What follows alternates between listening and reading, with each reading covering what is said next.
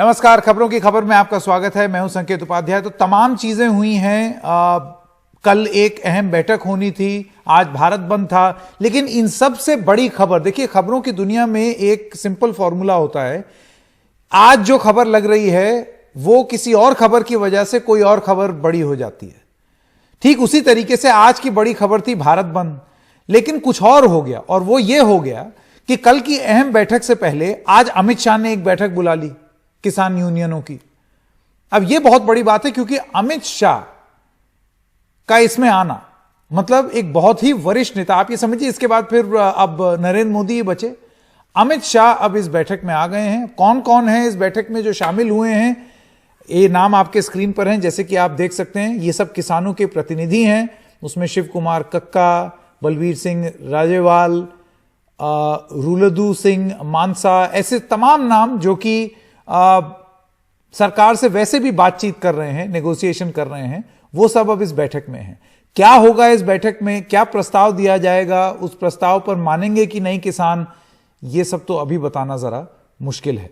जल्दी से अपने मेहमानों के पास जाते हैं, और नीता शर्मा भी हमारे साथ जुड़ेंगी अब से थोड़ी देर में। उनसे हम बात करेंगे कि अभी क्या हो रहा है वहां पर। मैं स्वागत करना चाहता हूं हमारे दो विशेष मेहमानों का। हमारे साथ सरवन सिंह पंधेर महासचिव हैं, आप हैं KMSC के महासचिव, और सरवन सिंह पंधेर आपका बहुत बहुत धन्यवाद।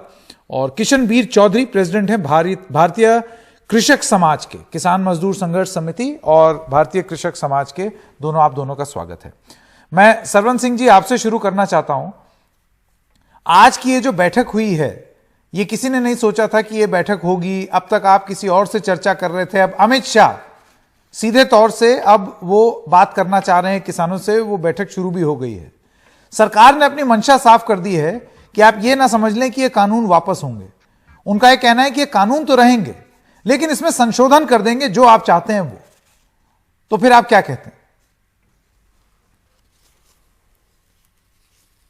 आप देखिए, क्लियर कट हमारा कहना है कि जो कृषि कानून है उनको वापस लेने के बगैर कुछ भी क्लियर कट कीमत चुकानी पड़े आंदोलन को, ये इसके बगैर कोई भी फैसला नहीं होगा। तो हम ये कहना चाहते हैं कि कृषि कानून वापस लेने के बजाय कोई भी फैसला तनिक, मैं एक एग्जांपल देता हूं कि किलो जहर है, कोई कहे आधा किलो ले लीजिए, कोई कहे 250 ग्राम ले लीजिए, कोई कहे 100 ग्राम ले लीजिए, जहर तो जहर है ना, हम क्यों लेंगे?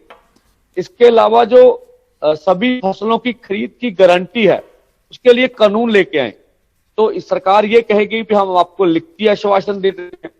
अब कारपोरेट घरानों के लिए तो कानून लेके आए हैं, उनको आप चिट्ठी देते लिखती आश्वासन, विश्व व्यापार संस्था को आप चिट्ठी देते, तो उनके लिए तो दबाव में कानून लेके आए, हमारे लिए कह रहे लिखती चिट्ठी देते हैं। तो कृषि के 3 कानून जब तक वापस नहीं होंगे तब तक आंदोलन थमने वाला नहीं। लेकिन पंडेर साहब, मैं आपसे ये जानना चाहता हूं, देखिए किसान मजदूर संघर्ष समिति के होने के नाते मैं आपसे ये जानना चाहता हूं कि भारतीय किसान संघ, जो कि राष्ट्रीय स्वयंसेवक संघ से जुड़ी हुई एक संस्थान है, उनका भी ये कहना है कि कानून लाओ, MSP के लिए कानून लाओ। तो अगर सरकार ये कहती है, और अभी तो अगर मगर में ही कहानी चलेगी, अगर सरकार ये कहती है कि हम MSP के लिए, किसान भाइयों के लिए अगर हम कानून ले आए, तो क्या आपको वो मंजूर होगा? देखिए, 2 बातें हैं। जो कृषि के 3 कानून हैं वो वापस लेना अलग फैसला, वो लें। हाँ, आगे से आप जो कृषि की समस्याओं को अगर पूरी तरह खत्म करना चाहते हैं, खास करके मंडी से, तो आप MSP को पूरी तरह पक्का करने के लिए अगर इसमें कानूनी प्रावधान लेके आएंगे कि कोई भी व्यापारी MSP से नीचे फसल नहीं खरीदेगा, तो एक तरह से एक हद तक कृषि की समस्या मंडी में जो किसान की फसल बेचने का काम वो यकीनी हो जाएगा। इसलिए हम बोलते हैं ठीक है, दोनों चीजें अलग अलग है। मैं चौधरी साहब, इससे पहले कि आपके पास आऊं, एक बार जरा मेरी सहयोगी नीता शर्मा के पास चल लेते हैं। वो वहां पर हैं जहां ये बैठक हो रही है। नीता, आप हमें जानकारी दे सकती हैं ये बैठक कब शुरू हुई, कितने लोग अंदर आ चुके हैं और प्रस्ताव क्या है?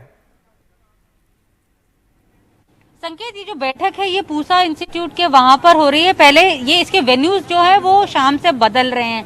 पहले ये जो बैठक है नॉर्थ ब्लॉक में होनी थी 5 बजे, फिर अमित शाह जी के घर पर होनी थी, 7 बजे में, लेकिन अब बताया जा रहा है कि पूसा इंस्टीट्यूट पर ये बैठक जो है वो हो रही है। लेकिन कंफ्यूजन इस कदर है संकेत कि यहाँ पर अभी जो टिकैत साहब हैं वो यहाँ पर पहुंचे। मीडिया ने उनसे जब पूछा कि यहाँ तो बैठक हो नहीं रही है, बैठक कहाँ हो रही है, तो कह रहे हम तो यहाँ आए थे लेकिन बैठक कहीं और हो रही है, वो आपको बाद में बता देंगे। यानी सबसे पहले जो इन्फॉर्मेशन के केंद्रीय गृह मंत्री जो हैं वो इंटरवीन कर रहे हैं इस पूरे प्रोसेस में, वो इन्हीं के हवाले से आई थी, लेकिन अब वो खुद अपनी इस बैठक में अब वो शामिल नहीं हुए हैं। लेकिन इम्पोर्टेंट यहाँ पर ये है कि केंद्र सरकार जो है वो अमित शाह के लेवल पे, वो जो नंबर 2 माने जाते हैं प्रधानमंत्री के बाद, वो रीच आउट करने की कोशिश कर रहे हैं। लेकिन कई लोगों का ये एलिगेशन है कि सरकार जो है वो डिवाइड एंड रूल की पॉलिसी जो है वो अपना रही है। कल उसने हरियाणा के किसानों से मुलाकात की। हरियाणा के किसानों ने कहा कि उन्हें नए कानूनों से कोई प्रॉब्लम नहीं है। फिर उन्होंने उत्तर प्रदेश के किसानों को रोप इन करने की कोशिश की गई। अब जो बैठक हो रही है वो थर्ड धड़ से हो रही है, क्योंकि कल जो 6th राउंड ऑफ टॉक्स हैं, इसमें जो क्या होगा क्या नहीं होगा उसका जो बेस प्लान है वो अब तैयार किया जा रहा है। और अमित शाह इस लड़ाई में अब आ गए हैं और वो अपनी तरफ से केंद्र सरकार को रिप्रेजेंट कर रहे हैं। हाँ। वॉरिंग किसान जो है वो दूसरी साइड है। किसान अड़े हुए हैं कि आप लॉज को नलिफाई कीजिए।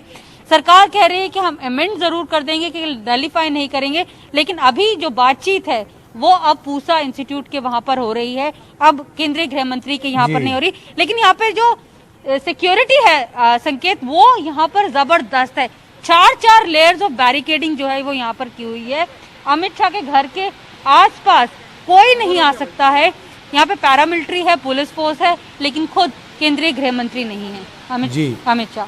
संकेत जी नीता, इस तमाम जानकारी के लिए आपका बहुत बहुत धन्यवाद। तो चौधरी साहब, मैं आपके पास वापस आना चाहता हूं। मुझे ये बात बताइए कि ये जो सब बैठक हो रही है, अब बात हो रही है, किसान नेताओं से बात की जा रही है, किसान यूनियन वालों से बात की जा रही है, यही बात अगर पहले कर लेते अमित शाह जी, यही बात सरकार पहले कर ले, कानून बनाने से पहले कर लेती, तो शायद ये करने की नौबत ही ना आती। भाई कौन से किसान को मजा आ रहा है 13 दिन तक ठंड में ठिठुरने में? अब देखिए, इसमें परिस्थितियां ये हैं कि ये आज एक दिन में नहीं बनाएगा। ये कितने लंबे समय से, कितने सालों से इस पर सरकार बातचीत करती आ रही है। पहली सरकार भी इसी पर काम करके और मुख्यमंत्रियों को लिखता है। शरद पवार जी ने 11 अगस्त 2010 को जो पत्र लिखा, आपके पास सबके पास कॉपी है, उसमें साफ लिखा था कि एपीएमसी एक्ट को अमेंडमेंट करें और ओपन करें मार्केट। 2008 में पंजाब की यूनियनों ने केंद्र सरकार से ये मांग नहीं चौधरी साहब, देखिए ऐसा है, पर इतिहास के पन्ने टटोलने लगेंगे चौधरी साहब, इतिहास के पन्ने टटोलने लगेंगे तो 2010 में वर्किंग कमेटी में उस समय के जो गुजरात के मुख्यमंत्री थे नरेंद्र मोदी, उन्होंने भी एमएसपी गारंटी करने की बात कही थी। इतिहास में तो नेता लोग बहुत कुछ बोलते हैं, वो आप छोड़ दीजिए। अभी के लिए क्या किया जा सकता था? आप देखिए, 8% किसानों को, अब आप हकीकत पे आ जाइए। 8% किसान एक तरफ हैं जिनको एमएसपी का लाभ मिलता है, 92% इस देश का गरीब किसान है जिसका आज तक शोषण हुआ है, कर्जे में दबा है, कर्जे में मरा है, ना उसके पास गाड़ियां, ना उसके पास घर है, ना जूता है, ना दवाई है, ना कपड़ा है। उसकी जो दुर्गति हो रही है ये एमएसपी के सिस्टम में, उसके साथ न्याय नहीं होना चाहिए। मेरा एक सवाल है, बिल्कुल होना चाहिए, बिल्कुल होना चाहिए, लेकिन ये देखिए, वही तो, ये एमएसपी पर साफ साफ क्यों नहीं बोला जाता है? उसका विरोध क्यों किया जा रहा है? क्योंकि उसको अब पैसे नहीं है दिल्ली आने के लिए, उसको पास कोई मदद देने वाले नहीं है, उसके पास पॉलिटिकल सिस्टम नहीं है, उसके पास कुछ नहीं है। वो क्या करे? उसकी आवाज आप बनिए, और आप इसलिए बनिए कि हमारा एक ही मांग है। मैंने 24 जून को अध्यादेशों के बाद प्रधानमंत्री जी को, भारतीय कृषक समाज बैठक के बाद उनको प्रस्ताव भेजे।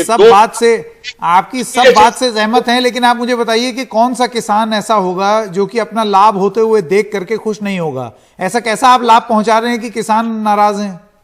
बस मेरी बात सुनिए ना, आप समझने की कोशिश नहीं करेंगे तो नहीं बनेगी बात। जब तक न्यूनतम समर्थन मूल्य का प्रावधान देश के सभी किसानों के लिए नहीं होगा, तब तक इस कानून से गरीब किसानों का उद्धार नहीं होगा। पैसे इनको मिल रहा था। तो चौधरी साहब, यही तो बात हो रही है कि इसी को क्यों नहीं कानूनी प्रावधान बना दिया जाए? किसानों को तो प्रधानमंत्री कह रहे हैं, उनका मंडी भी है, उनका एमएसपी भी है। 8% लोग, पंजाब का धान और गेहूं 98%, न्यूनतम समर्थन मूल्य पर खरीदी होती है।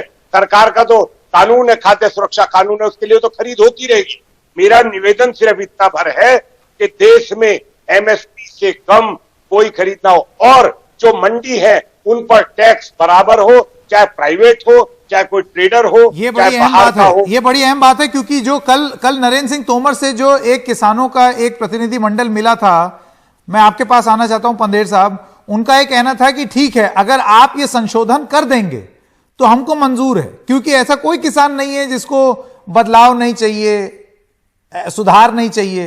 अगर सुधार आ रहे हैं तो ठीक है, लेकिन हमारे जो इंटरेस्ट है उनको प्रोटेक्ट कर लीजिए, संशोधन ले आइए। आपको इन संशोधनों से क्यों आपत्ति है? नहीं, दूसरा संशोधन एक सेकंड, ये पंदेर साहब के लिए। देखिए, जो ये कृषि के कानून लिए गए हैं, अब तो सरकार क्योंकि अब बैकफुट पर जा रही है, जो आंदोलन बड़ा हो रहा, तब तो कह रही है अभी फलाने हैं। हमने जब मीटिंगों से हमारे लीडरों ने पूछा भी आप बता दिए कौन से किसान संगठन ने आपको लिख के दिया था ये कृषि सुधार कीजिए, या किसको बुलावा भेजा था, तब तो बोले नहीं। देखिए, इस कृषि में सुधार करने हैं तो किसानों के पक्ष में होंगे। हमने ये तो कभी नहीं करा कि कारपोरेट घरानों के पक्ष में आप कानून लेके आइए, ये तो नहीं ना कहा। हम तो कहते हैं आपके चैनल पर ये कहते हैं हम कृषि का कानून ले आते हैं, इनसे एक एक बात पर बहस कर लेते हैं, ये बता दे उनमें सब कारपोरेट घरानों को खेती मंडी पर कब्जा कराने की बात है। तो मैं तो कहता आज की थोड़ी बात है, ये तो 10 सालों से अमेरिका दबाव डाल रहा, विश्व व्यापार संस्था दबाव डाल रही है कि आप जो एमएसपी तय करते उसको बंद कीजिए, तो ये सरकारें मानती भी रही। अब तो घुमा फिरा के जो सरकार की अपने पक्ष वाली कुछ यूनियंस होंगी उनको वो सामने करेंगे। फूट डालो राज करो। बहुत जल्दी मैं रिस्पांस ले लूं। चौधरी साहब, पंडेर साहब का ये कहना है कि ये तो फूट डालो राज करो जैसी रणनीति सरकार बना रही है।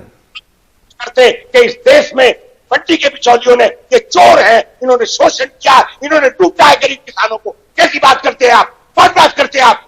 ये क्या तरीका है आपका बात करने का? हम पागल है क्या? हम लोगों ने जीवन दिया, कितने आपकी उम्र है, कितने संघर्ष कर रहे हैं बाजार खोलने के लिए। नहीं, ये एक सेकंड, चौधरी साहब किस बात पे नाराज हो गए? ये आप किस बात पे बिगड़ गए? यूनियन ने मांग की है, भारतीय किसान यूनियन के महेंद्र सिंह कहते करी, भारतीय कृषक समाज ने मांग करी, तमाम संगठन मांग, बाजार चाहिए, बाजार चाहिए, बाजार चाहिए। हम ये नहीं कह रहे। थोड़ा एक सेकंड शांत हो जाइए और मेरा जवाब दे दीजिए।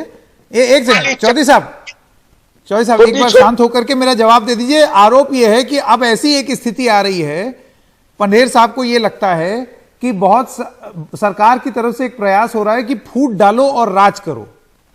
नहीं, ये गलत बात है। देश सबका है, हमारा भी उतना ही देश है, पंडेर साहब का भी उतना ही है और बलबीर सिंह जी का भी उतना ही है। साथ में किसान यूनियन महेंद्र सिंह टिकैत जो है उनका भी उतने, वो पूरा जीवन लेके चले गए इसी मांग के लिए बाजार चाहिए।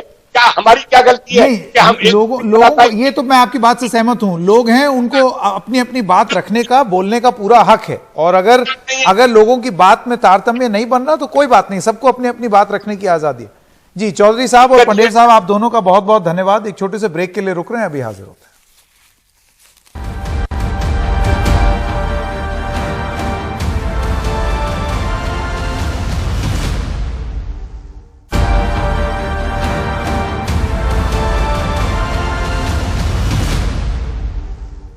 और अब आपको सुनाते हैं कि किसान नेता प्रोफेसर दर्शन पाल ने क्या बयान दिया। ये बैठक कोई ऑफिशियल बैठक नहीं है, अनऑफिशियल बैठक है जिसमें हम उन्होंने कहा है कि वो जो भी प्रपोजल हमको देने वाले थे या देने वाले हैं वो डिस्कस करना चाहते हैं, और हमने इसको पूरा बहुत बारीकी से डिस्कस किया है। फिर किसान संगठनों ने तय किया कि हमें इसमें जाना चाहिए, और ये हमने जो फाइनल किया है, ये सब किसान संगठनों ने बैठकर एक डेलीगेशन बनाया है 13 लोगों का, जिसमें 9 लोग पंजाब के हैं और 4 लोग जो है हमारे ऑल इंडिया के जो संयुक्त किसान मोर्चा है उसके कमेटी मेंबर हैं। इसलिए ये तय हमने किया है कि बात करने हम जाएंगे और जाएंगे।